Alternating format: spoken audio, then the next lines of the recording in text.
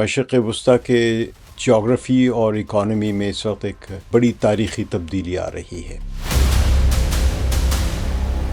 Physical infrastructure پر مبنی اس physical economy کی سب سے بڑی مثال اس وقت جو ہے وہ چین کا بیلٹ اینڈ روڈ انیشیٹو ہے۔ مغربی ایشیا کا پرانا انفراسٹرکچر جو تقسیم اور بیرونی پابندیوں پر قائم تھا اب ہمیشہ کے لیے ختم ہونے جا رہا ہے، اور اس نئے اتحاد کے مرکزی کھلاڑی مصر، سعودی عرب، ایران، ترکی اور پاکستان ہیں۔ سب سے اہم قدم چین نے اٹھایا ہے، جس نے باقاعدہ اعلان کیا کہ اس کی کوئی بھی کمپنی امریکہ کی یک طرفہ پابندیوں کو تسلیم نہیں کرے گی۔ چین کی اس مضبوط طاقت کے سامنے اب امریکہ بے بس ہو چکا ہے۔ اب دنیا کو یہ تسلیم کرنا ہوگا کہ جنگوں اور سینکشنز کا دور ختم ہو رہا ہے۔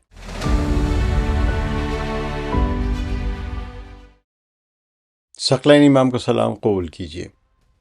مغربی ایشیا یعنی مشرق وسطیٰ کے جغرافی اور اکانومی میں اس وقت ایک بڑی تاریخی تبدیلی آ رہی ہے، جس کو سمجھنے کے لیے ہمیں روایتی سوچ سے ہٹ کر دیکھنا ہوگا۔ حال ہی میں امریکہ، جو کہ دنیا کی ایک بڑی طاقت ہے، سپر پاور ابھی بھی، اور ایران کے درمیان ایک انتہائی اہم اور بنیادی دستاویز یعنی میمورنڈم آف انڈرسٹینڈنگ MOU نامی ابتدائی سفارتی معاہدے پر دستخط ہونے ہیں، جس کا متن اگرچہ ابھی پوری طرح سامنے نہیں ہے، پبلک نہیں ہوا ہے، لیکن اس کے اثرات نے پورے خطے کی جو جیو اسٹریٹجی ہے اور جیو پالیٹکس ہے اس میں تبدیلی کا عمل ٹریگر کر دیا ہے، جس کی وجہ سے خطے کا سٹیٹس کو جو ہے وہ بڑی بری طرح ہل گیا، یعنی جو اب تک کے حالات تھے ان میں ایک بڑی تیزی سے تبدیلی آ رہی ہے، اور کس طرف تبدیلی آتی ہے ابھی یقینی طور پہ کچھ نہیں کہا جا سکتا، لیکن تبدیلی زبردست آ رہی ہے۔ اس بڑی پروگرس کے بعد اب یہ ضروری ہو گیا ہے کہ ہم اس پورے سیناریو کا، یعنی مشرق وسطیٰ میں جو تبدیلی کا عمل ہو رہا ہے، اس کا پورے سیناریو کا ایک گہرا اور ٹھوس جائزہ لیں، کیونکہ اب یہ خطہ ایک نئے معاشی اور آپ کہہ رہے ہیں کہ ڈیفنس سسٹم کی طرف یا پوری اسٹریٹجک سسٹم کی طرف بڑھ رہا ہے۔ جو لوگ اکانومی کو صرف اسٹاک مارکیٹ کے اتار چڑھاؤ، نوٹوں کی پرنٹنگ اور بینک اکاؤنٹس کے ڈیٹا کی نظر سے دیکھتے ہیں، اعداد و شمار کی نظر سے دیکھتے ہیں، وہ اس ڈائنامک فورس کو کبھی نہیں سمجھ سکتے، جن کی سرگرمیاں اس فائنینشیل ڈیٹا کو جنم دیتی ہیں۔ یعنی فائنینشیل ڈیٹا پیدا ہی ہوتا ہے ان dynamics and physical economic activities کے نتیجے میں، اور ہم جیسے عام طور پہ جو لوگ ہیں وہ ڈیٹا کو دیکھ کے کہتے ہیں کہ دنیا میں یہ ہو رہا ہے۔ ڈیٹا تو ریپرزینٹ کر رہا ہوتا ہے زمینی حقائق کو کہ ہو کیا رہا۔ تو حقیقت یہ ہے کہ یہ مالیاتی نظام یعنی یہ فائنینشیل سسٹم یا فائنینشیل اکانومی ایک کاغذی عکس ہے، جبکہ اصل نظام جو ہے وہ فزیکل اکانومی، مادی معیشت یا ریئل اکانومی یعنی حقیقی معیشت۔ اس کا مطلب ہے بجلی کی پیداوار، پینے اور زراعت کے پانی کی فراہمی، سڑکوں اور ریلوے کا نیٹ ورک، سیمنٹ کا استعمال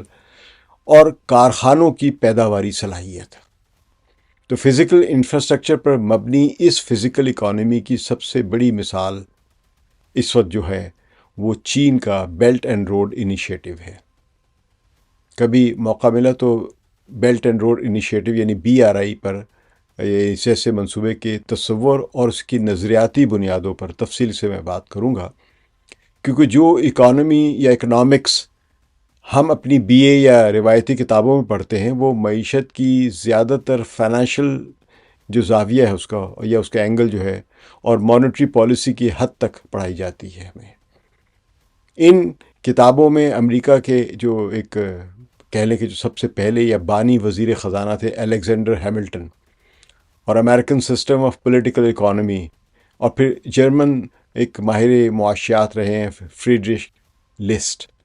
اور جدید دور میں لنڈن ایچ لاروش جو کہ امریکہ میں فزیکل اکنامکس کے ایک بڑے بانی تصورات ہیں، وہ ان کے تصورات کو ہم جب جو اکنامکس کی کتابیں پڑھتے ہیں ان میں ان کو اکثر نظر انداز کر دیا جاتا ہے، حالانکہ حقیقی ملکی ترقی اور مٹیریل پروڈکشن پیداوار کے اصول جو ہیں اصل اصول یہی بنیاد ہیں اکنامک ڈیولپمنٹ کے۔ اعداد و شمار صرف نمائندگی کرتے، ریپرزینٹ کرتے ہیں۔ بہرحال یہاں میں اپنی بات محدود کرتے ہوئے اس وقت خطے کی تبدیلی پر جاری رکھوں گا، جو میرا موضوع ہے، اور اس کے لیے میں استفادہ کر رہا ہوں ڈاکٹر حسین عسکری کے ایک انٹرویو سے، جو کہ دی کریڈل کی جو ایڈیٹر ہیں شرمین نروانی، انہوں نے کیا ہے۔ تو ڈاکٹر حسین عسکری کے عراقی سویڈش ہیں اور وائس چیئرمین ہیں belt and road initiative Sweden میں جو ہے، اور وہ آپ کہہ لیں کہ مغربی ایشیا یا ویسٹ ایشیا کوآرڈینیٹر ہیں اس کے انٹرنیشنل شلر انسٹیٹیوٹ کے، جو کہ ایک تھنک ٹینک ہے۔ تو یہ اسٹریٹجک اکنامک اینالسٹ ہیں اور 1996 سے وہاں مقیم ہیں، اور کافی یہ کام کرتے ہیں۔ ان کے ریسرچ پیپر خاص طور پہ فزیکل اکانومی، دنیا کے جو میپس ہیں اکنامک ڈیولپمنٹ کے اینگل سے، پروجیکٹس جو ہیں ان پر بڑی گہری نظر ہے، اور BRI کے جیسے کہ میں نے عرض کیا، یہ سمجھے کہ اسپیشلسٹ سمجھے جاتے ہیں۔ تو جب کسی خطے کی معاشی اور جغرافیائی ساخت بدلتی ہے تو وہ انہی مٹیریل یعنی فزیکل بنیادوں پر بدلتی ہے، یعنی جس کو ہم فزیکل اکانومی کہہ رہے ہیں۔ اور یہی وجہ ہے کہ اب مغربی ایشیا کا پرانا انفراسٹرکچر جو تقسیم اور بیرونی پابندیوں پر قائم تھا، اب ہمیشہ کے لیے ختم ہونے جا رہا ہے۔ اس بڑی تبدیلی کو سمجھنے کے لیے ہم سب سے پہلے ان دو پرانے طریقوں کو دیکھتے ہیں جو اب پوری طرح ناکام ہو چکے ہیں۔ پہلا طریقہ تھا تیل کی دولت کو، یعنی اس خطے کے لوگوں کی جو پیداوار تھی وہ تیل سب سے بڑی دولت تھی، تو تیل کی دولت کو عیاشی اور مغربی بینکوں میں رکھنا یا وہاں پہ چھپا کے رکھنا، وہ ان کا ایک قسم کا عمل تھا، جس کے تحت آپ دیکھتے ہیں کہ خلیجی ممالک جیسے سعودی عرب ہے، قطر ہے، کویت ہے، متحدہ عرب امارات ہے، یہ اپنی بے پناہ دولت کو لندن اور نیو یارک کے بینکوں میں رکھتے تھے یا وہاں جائیدادیں خریدتے تھے۔ یہاں لندن میں نے خود جائیدادیں دیکھی ہیں ان عرب شہزادوں کی، کوئی نہیں رہ رہا ہے، صرف انویسٹ کر دیا ہوا ہے، اور یہ اپنے ہاں کوئی بہت بڑی اکنامک ڈیولپمنٹ کرنے کے بجائے صرف لگژوریس، یعنی کیا کہہ رہے ہیں کہ پرتعیش اشیاء درآمد کرتے تھے۔ تو یہ طریقہ اس وقت تو چلتا رہا جب تک دنیا میں تیل کی قیمتیں بہت زیادہ تھیں، لیکن جب تیل کی قیمتیں $80 فی بیرل سے نیچے گری تو ان ملکوں کے خزانے خالی ہونے لگے یا دولت کی فراوانی کم ہونے لگی، اور انہیں اندازہ ہوا کہ وہ اس طرح ہمیشہ زندہ نہیں رہ سکتے۔ تو اس صورتحال میں چین نے آگے بڑھ کر ایک بڑا کردار ادا کیا، اور دسمبر 2022 میں چینی صدر شی جن پنگ نے ریاض کا تاریخی دورہ کیا، جہاں انہوں نے گلف کوآپریٹو کونسل یعنی GCC نامی جو 6 عرب ملکوں کا طاقتور ایک گروپ ہے، اس کے رہنماؤں کو ایک ایسا منصوبہ دیا جس نے پورے خطے کا ایک لحاظ سے سوچ بدلی، رخ بدلا۔ چین نے پیشکش کی کہ وہ ان ملکوں میں نیوکلیر انرجی کے پلانٹ لگائے گا، اسپیس ریسرچ میں مدد کرے گا، اور جو آرٹیفیشل انٹیلیجنس کا نظام بنائے گا، اور یہ سب کچھ ڈالر کے بجائے چینی کرنسی یوان میں ہوگا، جس کے ساتھ ایران نے بھی چین کے ساتھ ایسا ہی آپ سمجھے کہ 25 سالہ دور رس اسٹریٹجک معاہدہ کر لیا، اور یہ پورا خطہ مغرب سے مایوس ہو کر مشرق کی طرف مائل ہونے لگا۔ چین نے اگرچہ ایران میں بہت زیادہ انویسٹمنٹ سرمایہ کاری نہیں کی، لیکن دوسری طرح مدد بہت کی ہے، جو ہم دیکھ رہے ہیں، ٹیکنالوجی سیکریٹلی یا اوورٹلی یا کوورٹلی ہے وہ ایران کو مہیا کی۔ سرمایہ کاری بہرحال نہیں کی تھی، سرمایہ کاری اس نے دوسرے ملکوں میں زیادہ کی ہے، لیکن ایک رجحان بنا پورے گلف کی ریاستوں کا اور مشرق وسطیٰ کا مغرب کی بجائے مشرق کی طرف دیکھنے کا ایک عمل شروع ہوا۔ تو دوسرا ناکام طریقہ یہ تھا کہ خلیجی ممالک یہ سمجھتے تھے کہ امریکہ اور برطانیہ سے اربوں ڈالر کے مہنگے ہتھیار خرید کر F-35 F-16 F-18 پتہ نہیں کیا کچھ خرید کر، یا تھارڈ میزائل یا پیٹریٹ میزائلز یا اس طرح کے ایرو 1 ایرو 2 پتہ نہیں کیا کیا خرید کر وہ اپنی حفاظت کو یقینی بنا سکتے، سیکیورٹی کر سکتے۔ لیکن حالیہ جنگوں نے یہ ثابت کر دیا کہ یہ ہتھیار کسی کام کے نہیں، اور بیرونی ممالک پر انحصار کرنا سراسر گھاٹے کا سودا ہے۔ اب ان ملکوں کو یہ احساس ہو چکا ہے کہ سچی اور پائیدار سیکیورٹی امریکی فوجی اڈوں یا برطانوی بحری جہازوں سے نہیں، بلکہ اپنے پڑوسیوں جیسے کہ ایران ہے، عراق ہے، یا آپس میں اچھے اور پرامن تعلقات قائم کرنے سے آتی ہے۔ تو مشہور امریکی پالیسی میکر تھے، آپ جانتے ہیں، ہنری کیسنجر، جو کہ خارجہ امور کے بڑے ماہر مانے جاتے ہیں۔ انہوں نے شاید ایک بار کہا تھا یا ان سے یہ بات منسوب ہے کہ امریکہ کا دشمن ہونا خطرناک ہو سکتا ہے، لیکن امریکہ کا دوست ہونا سراسر تباہ کن ہو سکتا ہے۔ اور خلیجی ممالک اب اس تباہی کا ذائقہ چکھنے کے بعد اپنے لیے ایک نیا اور آزاد دفاعی نظام تلاش کر رہے ہیں، جس میں خطے کے ممالک خود مل کر فیصلے کریں گے۔ لیکن لگ رہا ہے کہ خلیجی ممالک کے اندر جو قیادت ہے وہ ابھی بھی صحیح فیصلے نہیں کر رہی ہے،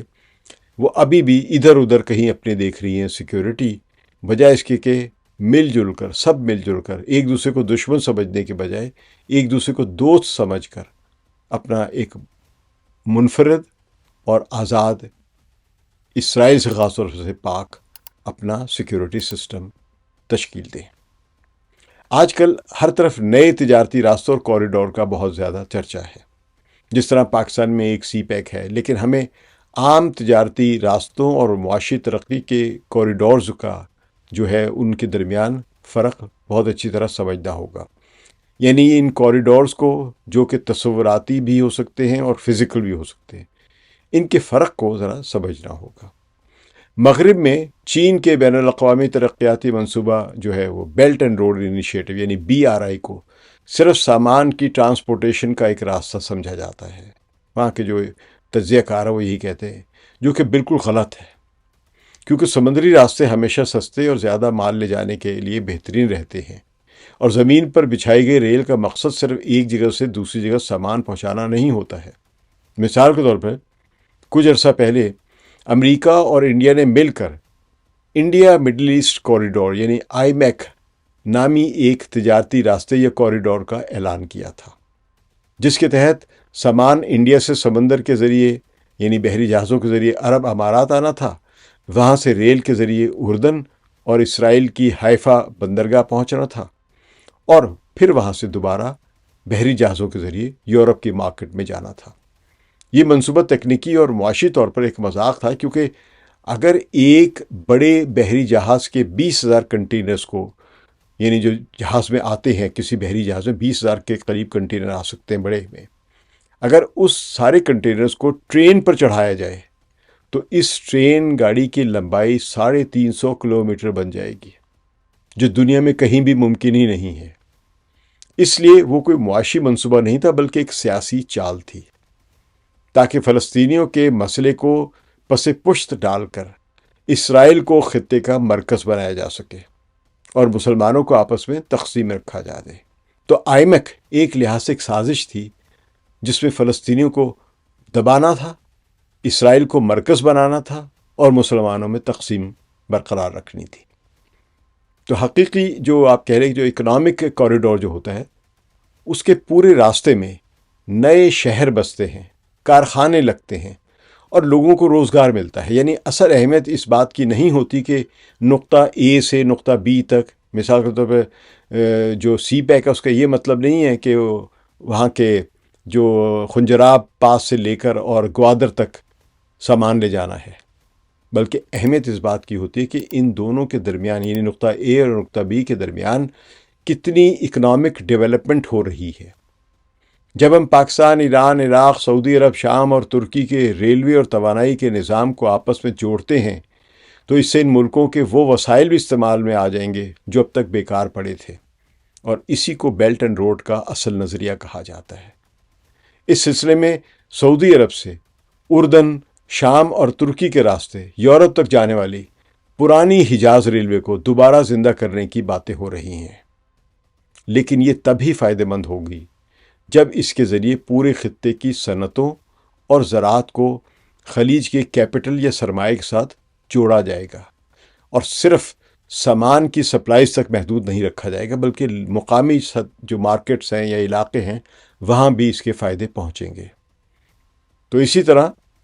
شام اور لبنان جیسے جنگ زدہ ممالک کو دوبارہ اپنے پاؤں پر کھڑا ہونے کا موقع ملے گا، اور بیرونی امداد پر انحصار ختم ہوتا جائے گا یا کم از کم ہوگا۔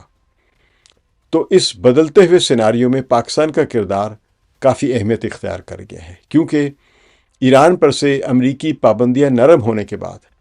پاکستان کے لیے ترقی کے دروازے کھل رہے ہیں۔ ماضی میں Iran Pakistan gas pipeline کا منصوبہ، جو کہ سستی توانائی حاصل کرنے کا ایک بہترین ذریعہ بن سکتا تھا،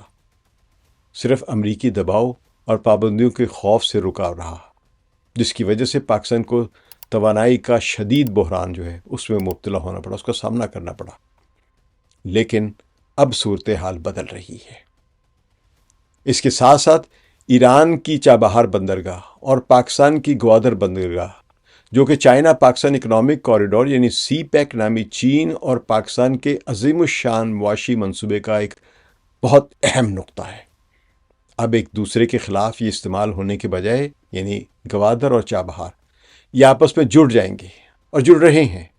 اور ان دونوں بندرگاہوں کے ذریعے سینٹرل ایشیا کا لینڈ لاکڈ خطہ، یعنی چاروں طرف سے خشکی میں گھری ہوئی ریاستیں جیسے کہ ازبکستان ہے، تاجکستان ہے، ترکمانستان ہے، آذربائیجان ہے، ان کو دنیا کے سمندروں تک راستہ مل رہا ہے، جس سے پورا خطہ ایک بڑی معاشی طاقت بن کر ابھرے گا۔ اور انہی کے ذریعے، یعنی اسی کوریڈور جس کا نام ہے international north and south economic corridor, اس کے ذریعے روس کو بھی بحر ہند اور بحر عرب کے پانیوں تک رسائی ملے گی۔ اس سے پاکستان کی معیشت کو بھی ایک نئی زندگی ملے گی، کیونکہ جب ایران اور پاکستان کے درمیان قانونی تجارت بڑھے گی تو سمگلنگ کا خاتمہ ہوگا اور دونوں ملکوں کے سرحدی علاقوں میں خوشحالی آئے گی۔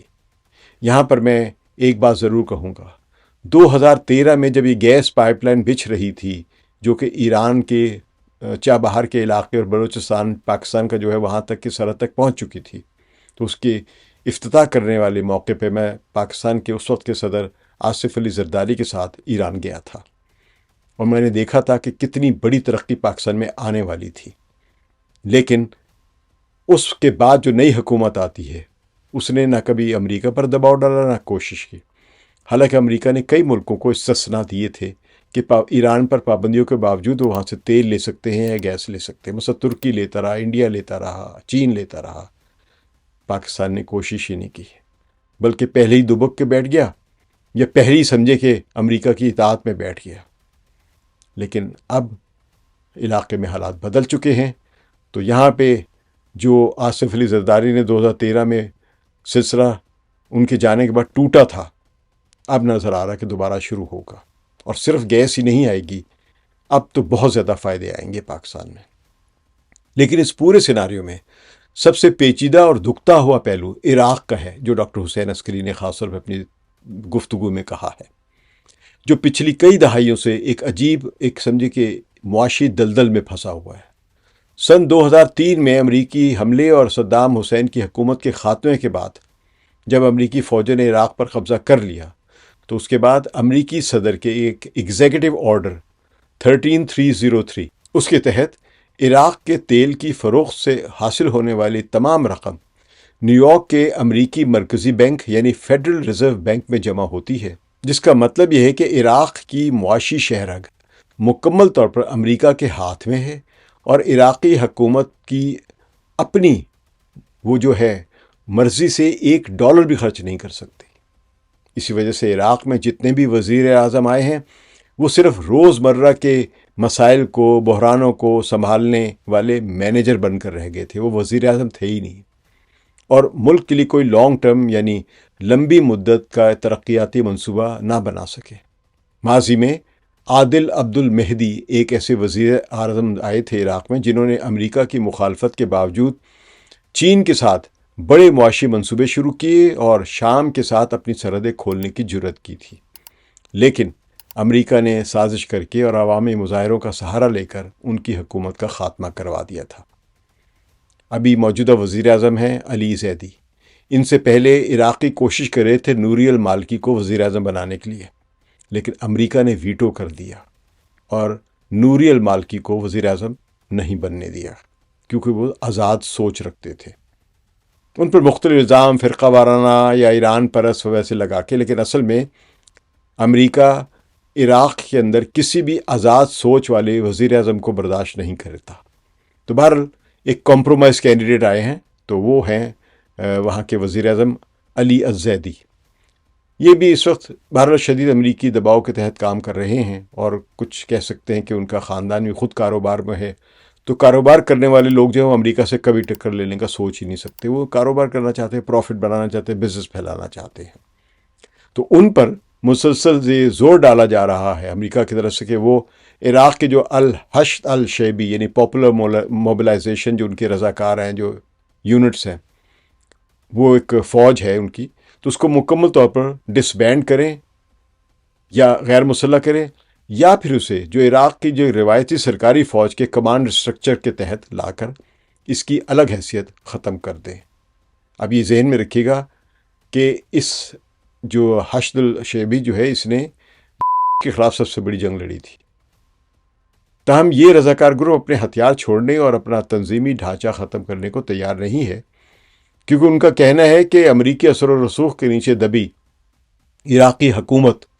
بیرونی خطرات کے سامنے ملک کی خود مختاری کی متبادل اور آزادانہ حفاظت نہیں کر سکتی ہے.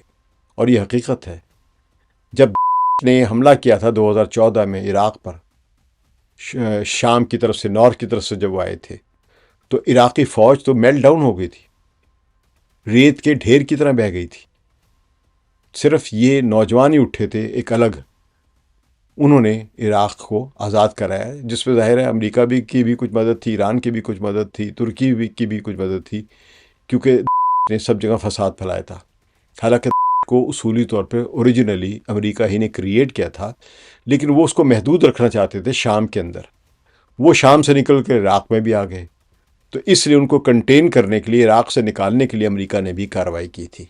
لیکن شام میں اس کو قائم رکھا، اور بالآخر الجولانی کو امریکہ نے شام کا صدر بنا دیا. یہ بات خود ڈونلڈ ٹرمپ نے کہی ہے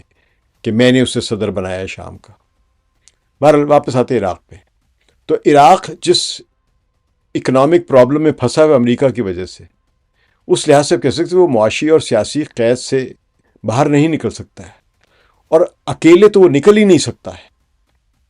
اس کی حقیقی آزادی تبھی ممکن ہے جب اس کے چاروں طرف کا جغرافیہ بدلے گا، کیونکہ عراق اپنے اندر سے تبدیلی نہیں پیدا کر سکتا. اس کے اندر بہت ساری کانٹرڈکشن ہے، فرقہ وارانہ فسادات ہیں، نسلی فسادات ہیں، ایتھنک بلاکس ہیں، تو سب ایک دوسرے کی ضد بنے ہوئے ہیں، جس کے نتیجے میں عراق آزاد نہیں ہوتا ہے. کیونکہ جب بھی کوئی ایک گروپ دیکھتا ہے کہ دوسرا گروپ مضبوط ہو رہا ہے، تو فوراً کمزور ہونے والا گروپ امریکہ سے جا کے مل جاتا ہے. اس میں سب ہیں، شیعہ، سنی، ترک اور کرد،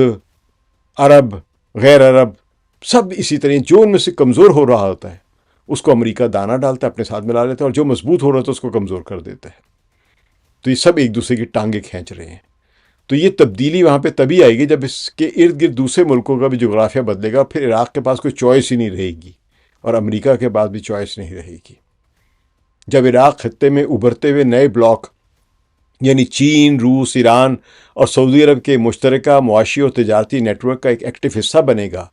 تو امریکہ کا یہ فائنینشیل اور پولیٹیکل جو تسلط ہے، یہ خود بخود کمزور ہو کر دم توڑ دے گا. یہ ڈاکٹر حسین عسکری، جو کہ میں نے بتایا کہ شلر انسٹیٹیوٹ کے کوآرڈینیٹر ہیں ویسٹ ایشیا کے، یہ ان کی باتیں ہیں، اور میں اس سے اس لیے پڑھتا رہتا ہوں ان کو کہ یہ باتیں میں ان کو 90 کی دہائی سے پڑھتا آ رہا ہوں. اب مغربی ایشیا میں ایک نیا اور حقیقت پسندانہ اتحاد بن رہا ہے، جس میں پرانے نظریاتی اور مسلکی جھگڑوں کو پیچھے چھوڑ کر، یہ بڑی اہم پیش رفت ہو رہی ہے، ان نظریاتی اور مسلکی جھگڑوں کو پیچھے چھوڑ کر معاشی فائدے کو یعنی اکنامک ڈیولپمنٹ کو اولیت دی جا رہی ہے.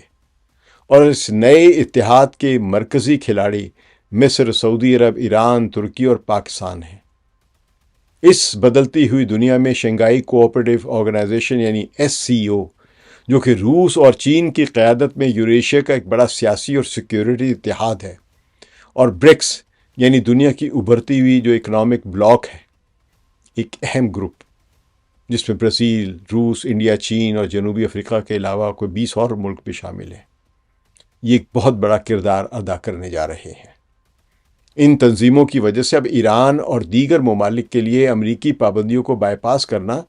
یعنی ان سے بچ کر تجارت کرنا بہت آسان ہو گیا ہے. لیکن اب ہمیں یہ بھی نظر آ رہا ہے کہ شاید امریکہ کی پابندیاں خود بخود کمزور ہونا شروع ہو جائیں، کیونکہ ڈونلڈ ٹرمپ کو نظر آ گیا کہ جب وہ جنگ کے بعد بھی ایران کو شکست نہیں دے سکا ہے، تو اب یا تو جنگ اور کرے یا پھر حقائق کو تسلیم کرے. تو بہرحال سب سے اہم قدم چین نے اٹھایا ہے، جس نے باقاعدہ اعلان کیا کہ اس کی کوئی بھی کمپنی امریکہ کی یک طرفہ پابندیوں کو تسلیم نہیں کرے گی، اور اگر کسی چینی کمپنی نے امریکہ کے ڈر سے ایران کے ساتھ تجارت روکی تو چین کی حکومت اس کمپنی کو سزا دے گی۔ چین کی اس مضبوط طاقت کے سامنے اب امریکہ بے بس ہو چکا ہے، کیونکہ وہ خود اپنی ضرورت کی بہت ساری اشیاء کے لیے چین کا محتاج ہے، خاص طور پہ ہائی ٹیک کے لیے جو را مٹیریل ہے، جس کو آپ کہتے ہیں کہ ریئر ارتھ منرل، اس کے لیے وہ چین کا محتاج ہے۔ جہاں تک غزہ اور لبنان کے ساحلوں پر موجود قدرتی گیس کے ذخائر کا تعلق ہے، جن پر اسرائیل نے قبضہ کیا ہوا ہے، اور وہ لبنان کے بنتے ہیں یا غزہ کے بنتے ہیں، تو یا اس کے علاوہ آذربائیجان اور آرمینیا کے درمیان جو سرحدی جو تنازعات ہیں، اور زنگ زور راہداری کا جو یعنی کوریڈور کا جو معاملہ ہے، یہ تمام چیزیں اب پرانے امریکی تسلط سے آزاد ہو رہی ہیں۔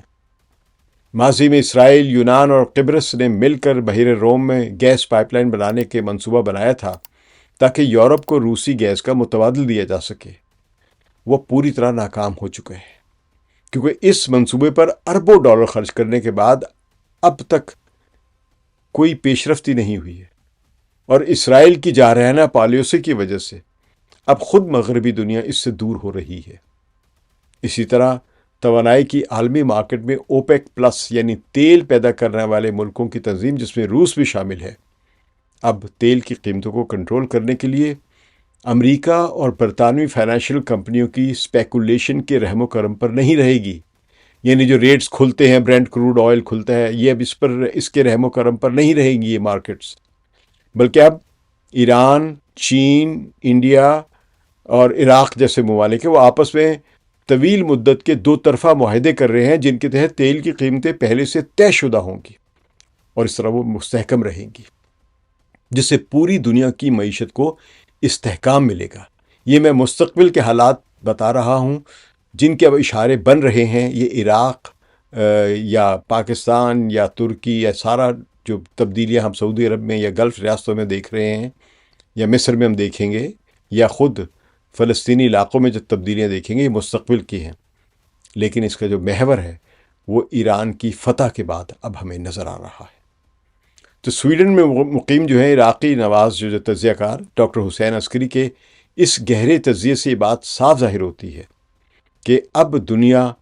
یونی پولر یعنی صرف ایک طاقت کے اشارے پر چلنے والے نظام سے نکل کر ملٹی پولر نظام کی طرف بڑھ رہی ہے۔ یہ پیش رفت ہے جس کی ہم ابھی سے کیا کہہ سکتے ہیں کہ ایک رستہ دیکھ سکتے ہیں کہ یہ مستقبل ہمیں نظر آ رہا ہے،